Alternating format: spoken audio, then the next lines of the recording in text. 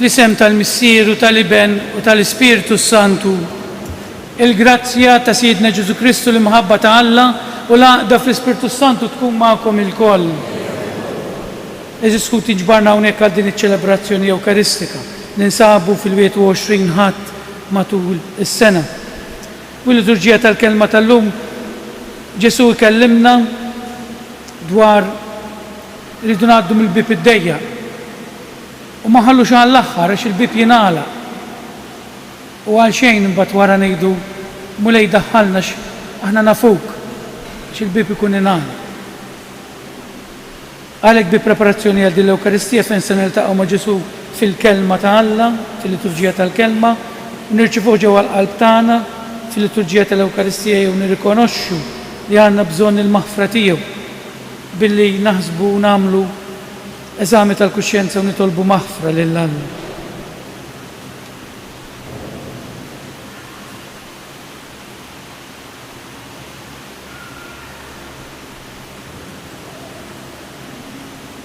Nistqar l-Alla li jista' kollox u li lkom ħuti li jiena dnibt ħafna bil-ħsieb, bil-kliem, bil-għamil, billi ħallejt dmirijieti, ħtija tiegħi, bl-akbar ħtija tiegħi.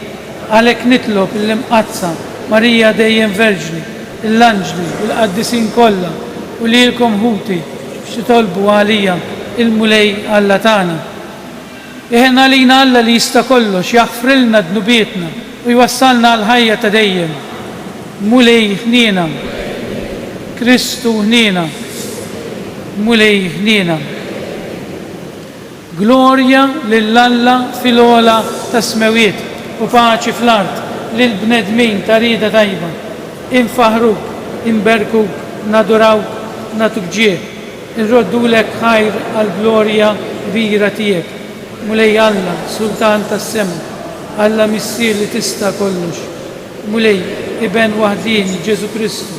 Mulej Alla, ħaruf talla bin il-Missier. Int li tneħħi d-nubiet tad-dinja ħenna għalina. Int li tneħħi d-nubiet tad-dinja il-qajt tal-btana. Int li qiegħed fuq il-lemin tal-Missier ħenna għalina. Għaliex inti waħdek qaddis, inti waħdek mulej. Inti waħdek fl-ola Ġesu Kristu ma l-Ispiritu Santu fil-glorja tal-Missier Alla. Amen. Fakkarkum l-qudis tal-lum jebsu fraġġu għall-irweħ ta' Kelina u Giuseppa Vella. Nitolbu. O Alla inti taqqad il-fidili tiegħek fl-imkien bil-femit kollha tagħhom u tiġbirhom rieda waħda bejniethom.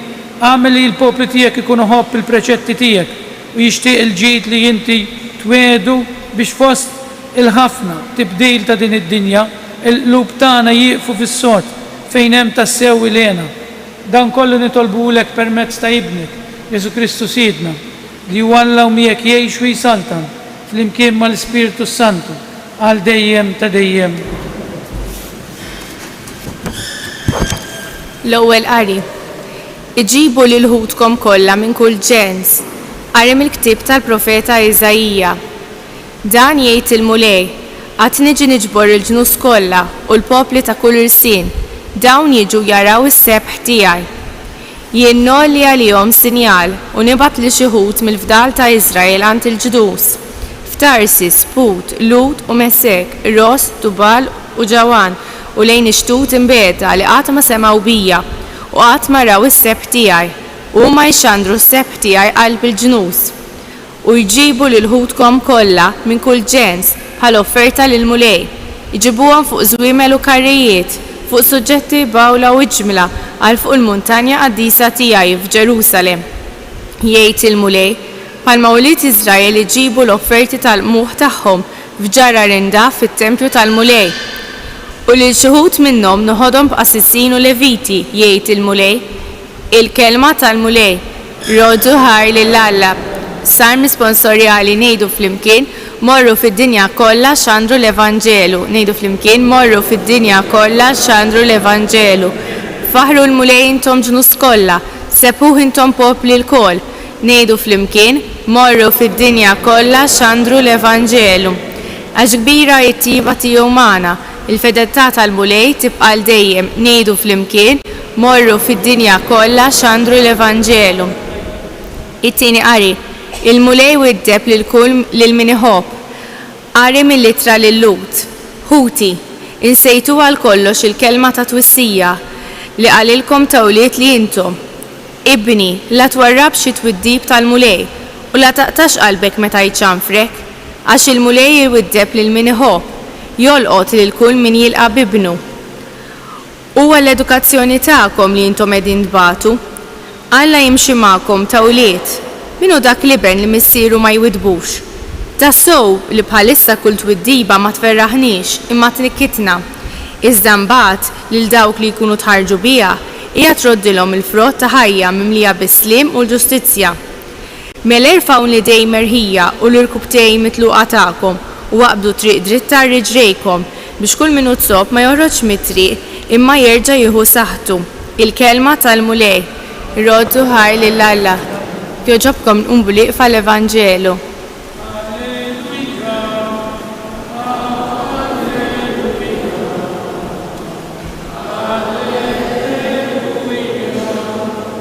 Jienu triq il-verità u l-ħajja, ħadd ma jmur għand il-missier jekk mhux permezz tiegħi.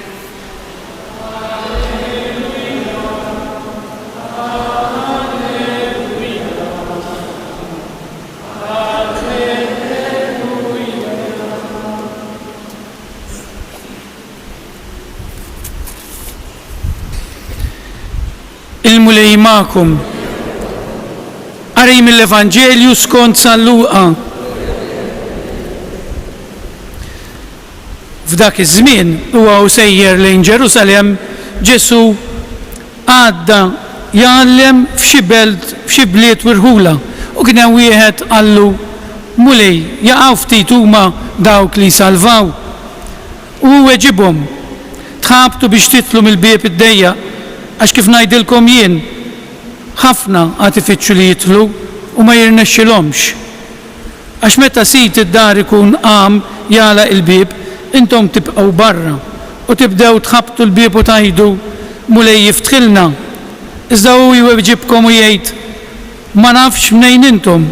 Imbagħad taqbdu tajdulu kilna u xrobna miegħek aħna u int għallimt fil-pjazzett tagħna u jwieġeb u jgħidilkom ma nafx mnejn intom, morru minn qudiemi, intom il-koll li tagħmlu dak li mhuwiex sewwa. Hemmhekk ikun hemm il-biki u t-tagħżiż tas-snien. Meta taraw lil Abramu u lil Iżak u lil Ġakob u lil profeti kollha fis-saltna ta' Alla u intom imkeċċija l barra. U jiġu nies mill-vant u mill-punent, mit-tramuntana u min-nofsinhar u joqogħdu għall-mejda fis-saltna ta' Alla. U waraw hawn minuta l-aħħar u għad ikun l-ewwel u hawn minuta l-ewwel u għad ikun l-aħħar. Il-kelma tal-mulej.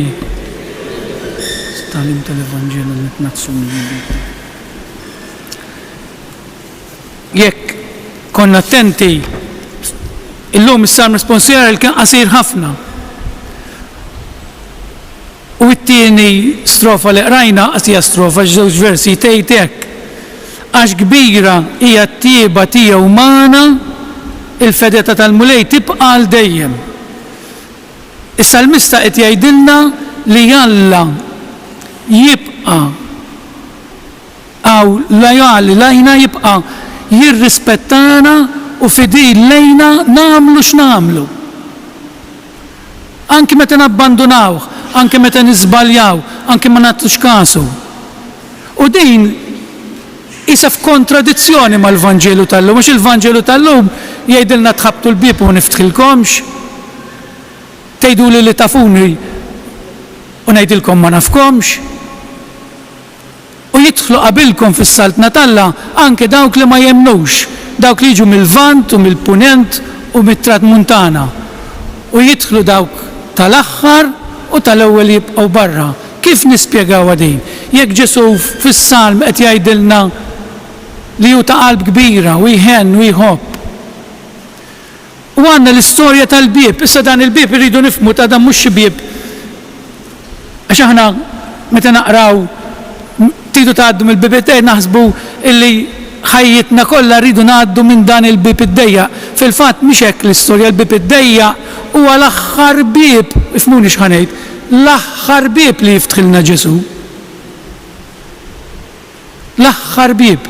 U l-aħħar bib jekk ikollna ħafna imbarazz magħna tad-dinja li nkunu ġarrejna u akkumulajna matul ħajjitna, diffiċli biex ngħaddu minnu għax ikun dejjaq biex nidħlu b'dawk il-ħwejjeġ materjali li jirbatna qalbna magħhom fi żmien ta' ħajjitna. Ħanġib eżempju.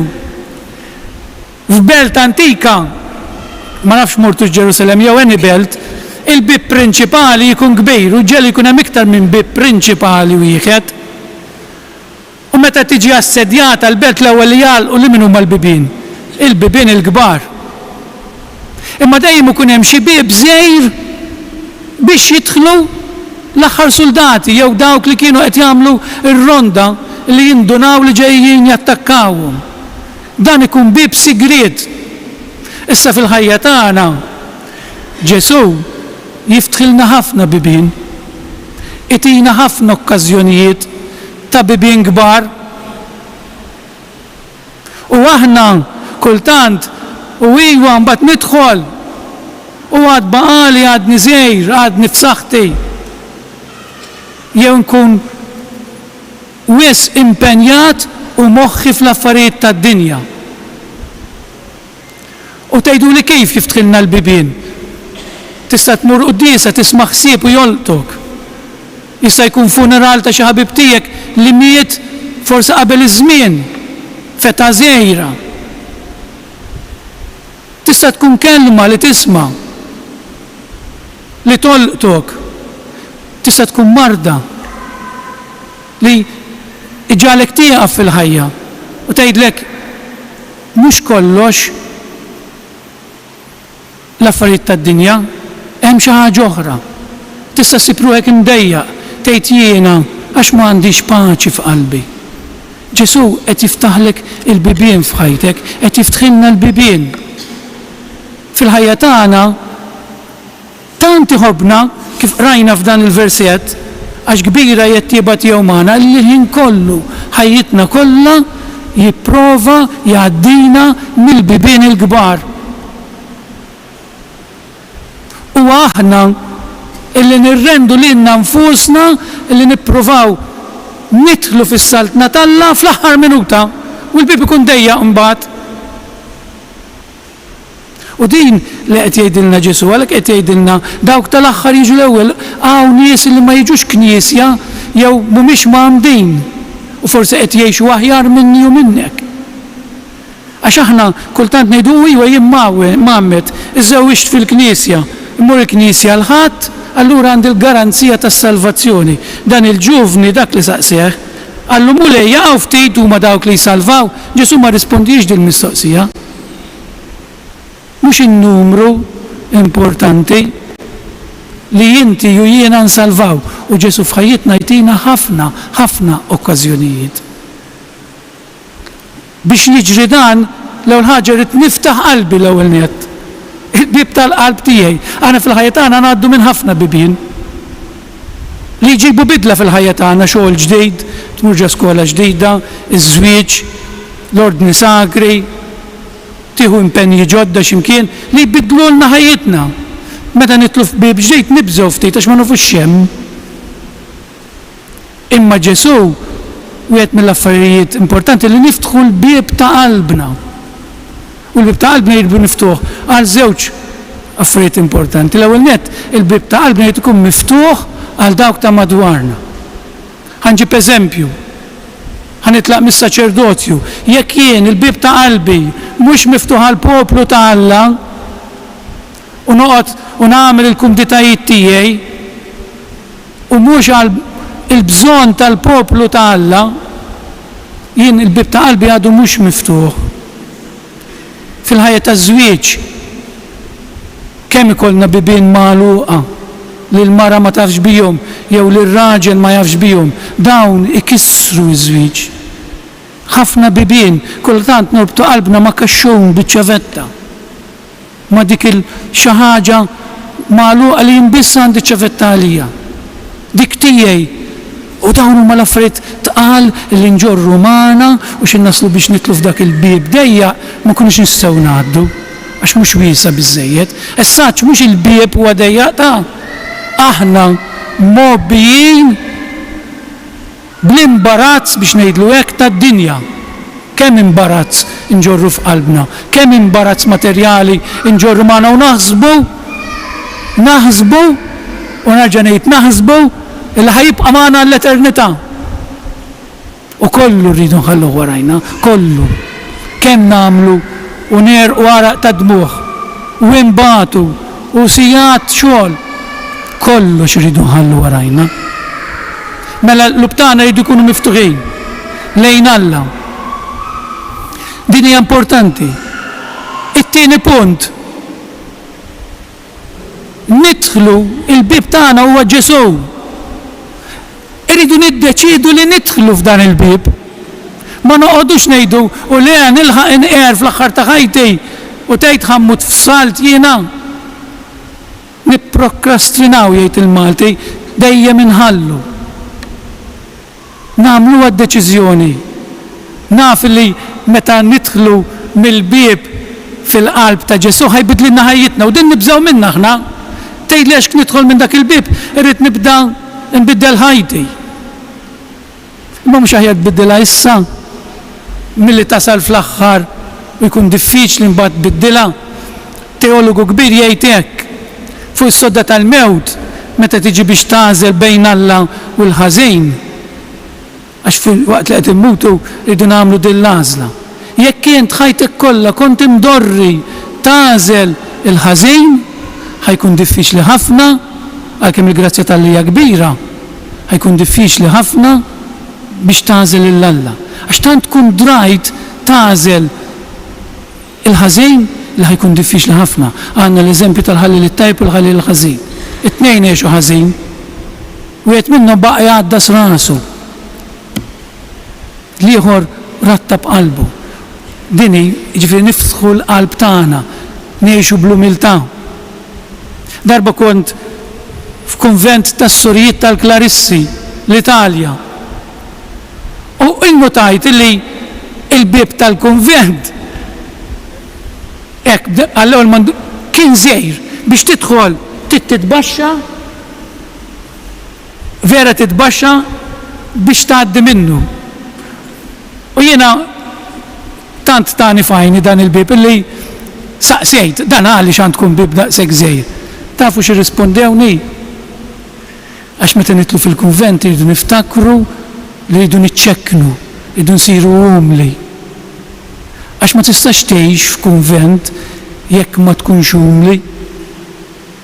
U għalhekk huwa diffiċli biex nitlu mill-bib, għax il-bib li nidħlu fih ta' Alla iridna ninżew minn ħafna affarijiet tad-dinja. Li hu diffiċli ta' mhux faċli, diffiċli.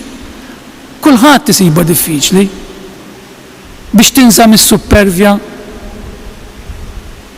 taħfer il-min weġġek sewwa biex ma torbotx qalbek mal-affarijiet tad-dinja żejjed tifhmunix ħażin ta' m'għandix qed ngħidilkom uħorġu ħafjin u mċerċrin ta' fitre, imma ma norbtux qalbna żejjed mal-affarijiet tad-dinja.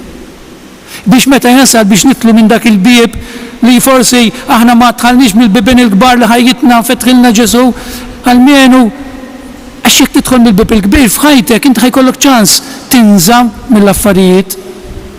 Nidħlu fl-aħħar, nippruvaw nidħlu fl-aħħar net, ħajkun iktar diffiċli biex ngħaddu minn dak il-bib. Jiena dan il-messaġġ li xtaqt naqsam magħkom. Ejjew ngħinu lil xulxejn bħala Knisja. Din importanti wkoll li aħna jien nista' ngħin il-min qiegħed qrib tiegħi jekk kien marti. Jien nista' nagħmel ħajjita diffiċli u jien nista' nagħmel ħajjita ħafifa. Jien nista' nwassala għand Alla u jien nista' noħodha l-infern. Kif inġib ruħi jekk inħobbix. Din hija responsabilità tal-miżżewġin ta'. Kull meta tiżżewġu jew meta niżżewġu bħalma jiena meta sirt qassis għandi responsabilità tal-erweħ li jersqu lejja, intom għandkom responsabilità tar-ruħ ta' martkom u ta' żewġkom u ta' uliedkom, ja. U Alla jitlobna kont tal-irwieħ ta' martek u ta' wliedek jekk intom x'jaslu għandu. Jew farraktum flok ma jentom. Tajjeb nirriflettu ta' fuq dawn l-affarijiet dan il-bib id-dejjaq li naħsbu fuq dawn l-affarijiet. U ejja ma nqogħdux nibżgħu nagħmluhom għax imbagħad wara dan kollu jiġi l-ferħ u l-paċi f'qalbna għax dak li jagħtina Alla dan il-ferħ u l-paċi ta' dan li nitolbu llum tal-Ġesu li flimkien ngħinu l-xulxejn narfu ngħinu l-xulxejn biex naslu u nwaslu lil kulħadd u l-dawk ta' madwarna biex niftħu l-bib ta' Alla nħalluh jidħol f'qalbna ħalli nneħħu l-affarijiet li jkunu ta' pejs u tqal biex meta niġu biex ngħaddi mill-bib li jkun ftit dejjaq ma nsibuhx diffiċli. Ikun infaħħar Ġesu Kristu. Nistidinkom issa biex nqumu bil-wieqfa ħalli flimkien nagħmlu l-istqarrija tal-fidi tagħna. Jiena nemmen f'Alla wieħed il-Missier li jista' kollox, li ħalaq is-sema u l-ard, dak kollu li jidher u dak li ma jidhirx. F'Mulej wieħed Ġesu Kristu, ibn waħdini ta' Alla, imnissel mill-Missier qabel kull żmien. Alla minn Alla, dawn minn dawn, Alla veru minn Alla veru. Imnissel u mhux magħmul, natura waħda mal-Missier u bih sar kollox. Niżel mis-smawiet għalina l-bnedmin u għal-fidwa tagħna u għal-ġisem bis-seta tal-Ispiritu Santu minn Marija Verġni u sar bniedem. Salbuha għalina bada taħt Ponzu Pilatu, mietu tifnuh. Għam minn belwiet skont il-kodba mqazza u tal-assema qiegħed fuq il-lemin tal-Missier u għandu jerġa' jiġi bil-glorja biex jagħmel ħaq mill-ħajjin u l-mejtin. U s-saltna tiegħu ma jkollix tmiem u fl-Ispiritu Santu mulej li jagħti l-ħajja li ġej mill-Missier u mill-Liben u li meqjum u mweġġaħ fl-imkien mal-Missier u mal-Liben u li tkellem fuqhom il-profeti fi knisja waħda qaddisa kattolika apostolika nistqar ma'mudija waħda għal maħfra ta' dnubiet nistenna l-qawma mill-wied il-ħajja ta' żmien li ġej. Ħuti eżis Alla u Missier ta' kulħadd u jrid li l-koll nieħdu sehem fil-mejda tas salvazzjoni. Ejjew nitolbuh jenna nimxu warajh. Nitolbu għall-Knisja biex tkompli bil-ħidma missjonarji tagħha ħalli l-popli kollha jaqdu bl-imħabba ta' Alla nitolbu. Tolbu għal dawk li jaħdmu favur il-ġustizzja u f'ħidma volontarja biex itaffu l-ġuħ u l-mart fid-dinja nitolbu. Tolbu għalina l-inġbar hawn għal-mejda tal-Ewkaristija biex quddiem din l-imħabba gratuita ta' Alla lejna aħna wkoll insiru ħobs maqsuma l-oħrajn nitolbu. Missier Alla tagħna resqulek it-tbatijiet u l-beżat ta' ħutna l-morda, kun inta għalihom ta' sosten u ġibhom biex dawk il-persuni jiduru bijom iħossu wkoll li jint tinsab qrib tagħhom nitolbu. Minn dan is-santwarju tal-Madonna ta' Pinu Birek nitolbuk mulej il-familji tagħna ħalli jikbru flotja ta' xulxin nitolbu. Missier inti qed turina li jeħtieġ li ngħaddu mill-bieb id-dejjaq għandna nifhmu li s-salib mhuwiex kastik iżda triq li twassalna għandek bi Kristu Sidna.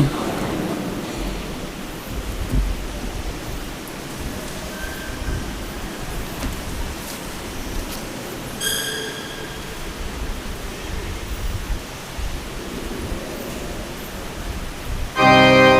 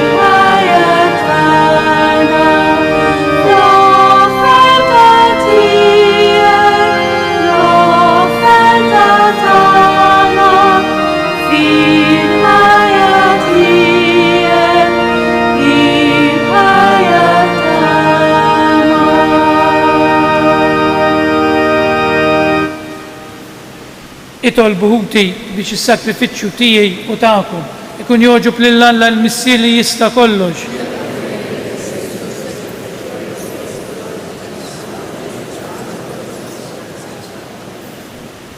Intu mulej b'sakrifiċċju wieħed magħmul darba għal dejjem, ksibt għalik poplu u tajtu l-grazzja tal-adozzjoni, kun twajjeb mal-Knisja tiegħek wa tijaddoni tal-għaqda u s-slim bi Kristu Siedna. Il-mulej magħkom, nerfgħu qlubna l-fuq, niżżu ħajr il-mulej Alla tagħna, sewwa u xieraq tas-sew mulej Missier Qaddejs Alla ta' dejjem li tista' kollox. Tajjeb u taġġej ta' salvazzjoni tagħna li dejjem u kullimkien irrodulek ħajr bi Kristu Siedna. U bit-twelid tiegħu bħala bniedem ġeddet il-bniedem il-qadim bil-mewt tiegħu ħassar id-dnubiet tagħna wara li bil-qawmin tiegħu daħħalna fil-ħajja ta' dejjem bit-tluħ tiegħu fil-lemin tiegħek Missier fetħidna il-bibien tas-sema. Għalhekk flimkien mal-anġlu u l-qadisin kollha intennulek li nuta tifħij u bla qiegħda ngħidu Qaddejs, Qaddejs, Qaddejs, mulej Alla tal-eżerċti, is-smewiet u l-art mimlija bil-glorja tiegħek, osanna fil-ogħla tas-smewiet, imbierek minn ġej f'isem il-mulej, osanna fil-ogħla tas-smewiet.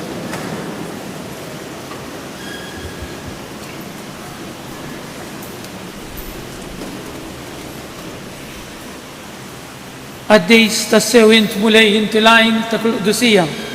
Qaddes għalek nitolbuk dawn l-offerti bil-barka tal-Ispirtu tiegħek biex isiru għalina il-ġisem u d-dem ta' Siedna Ġesu Kristu li meta kien ser jirnata xmiraj ħibati ħajl ħobs radlek il-ħajr birek qasam tali d-dixxipli tiegħu u qal ħudu u kulu il-koll minn dan għax dan huwa ġismi li jingħata għalikom.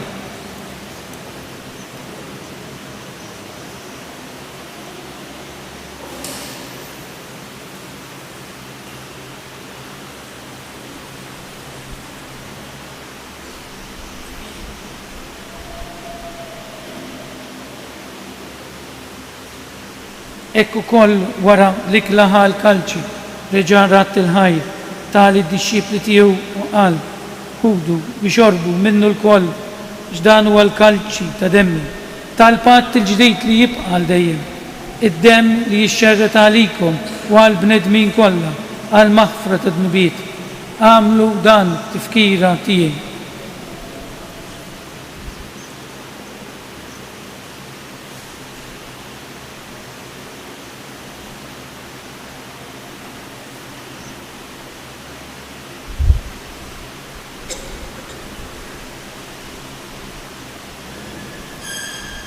Dan huwa l-misteru tal-fidi. Xen rifer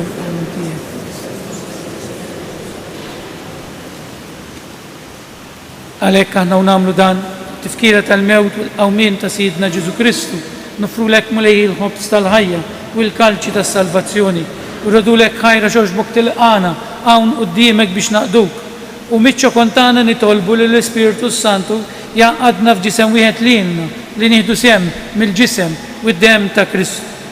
Ftakar nitolbuk mulej fil-Knisja tiegħek imxerda mad-dinja kollha u taqaf l-imħabba flimkien mal-Papa Franġisku, mal-Isqof tagħna Anton, mal-isfijiet u l-ministri kollha tiegħek. Ftakar nitolbuk ukoll f'ħutna li raqdu bit-tama tal-qawmien, ftakar fil-mejtin kollha tagħna.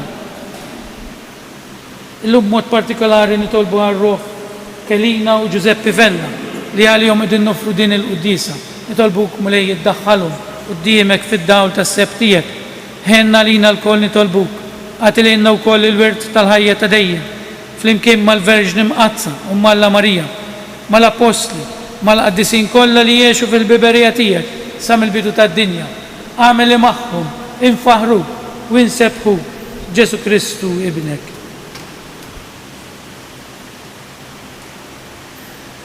Bi Kristu, ma' Kristu u fi Kristu jingħata lilek Alla Missier li tista' kollox flimkien mal-Ispiritu Santu kull ġieħu glorja għal dejjem ta' dejjem. Ejjew Waqt li ngħidu din it-talba tal-missierna nitolbu lil missier Alla tagħna jenna dejjem ngħaddu mill-bibien li jiftħilna. Għax Ġesu jiftħilna dawn il-bibien biex nitqazzu, biex insalvaw. Għalhekk ejjew ngħidu bil-qalb flimkien missierna li inti fis-smawiet jitqaddes ismek, tiġi saltnatek, ikun li trid int fis-sema hekk ukoll fl-art. Ħobżna ta' kuljum għatina llum, għafrilna dnubietna bħalma naħfru lil minnu ħati għalina la ddaħħalniex fit-tiġrid, iżda ħelisna mid-deni. Ħelisna nitolbuk mulej minn kull deni, għatina fit-tieba u l-ħnina tiegħek il-paċi fi żmienna biex ikunu ħilsa dejjem mid-dnub u imħarsa minn kull inkwiet. Għana nistennew nittamaw ilena u l-miġja tas-Salvatur tagħna Ġesu Kristu. Mulej Ġesu Kristu li qed l-apostli tiegħek nħallilkom is-slim, natikom is-slim tiegħi, la tħares lejn ħtijietna, iżda ħares lejn il-fidi tal-Knisja tiegħek. Għatija slim u l-għaqda li trid fiha li tgħix fis-saltan għal dejjem ta' dejjem. Il-paċi tal-mulej tkun dejjem magħkom. Nagħtu l-paċi lil xulxin.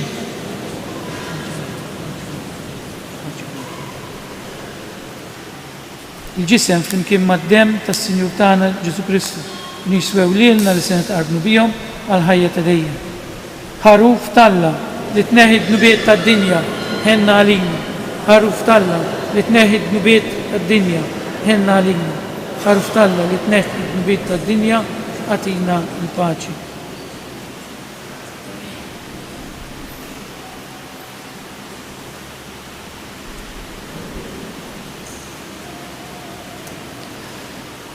Dan huwa l-ħaruf Talla, dan huwa dak li jneħħi d-dnubiet tad-dinja. Ħin dawk li huma mistiedna għal din l-ikla tal-ħaruf.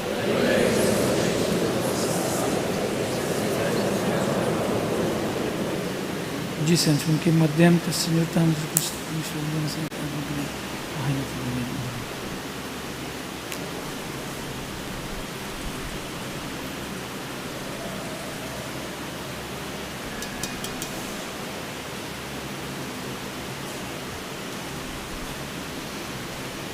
Id-dem ta' Kristu ħarsina ħajja.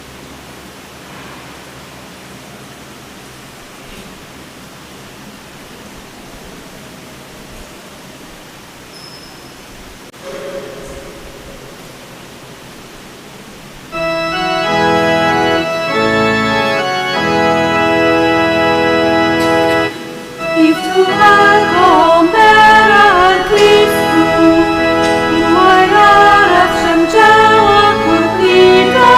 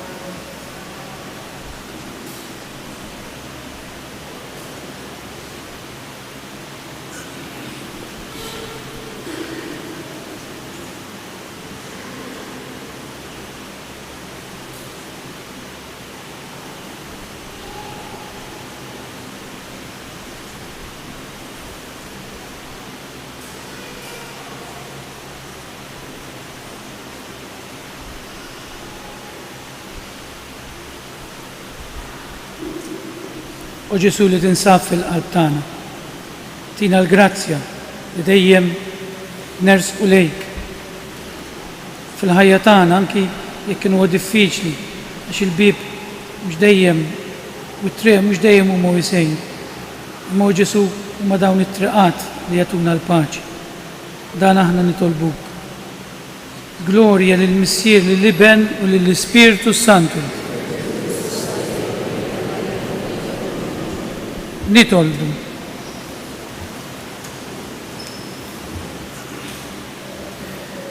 Ħenna lina mulej watina fejqan sħiħ fit-tieba tiegħek għamel li aħna nkunu fidili lejk sal-aħħar u li nsiru noġbuk f'kollox bi Kristu Sidna. Il-mulej magħkom. Berikkom Alla li jista' kollox il-Missier, l-Iben u l-Ispiritu Santu. Morru fil-paċi ta' Kristu. Nawguralkom il-ġurnata tajba.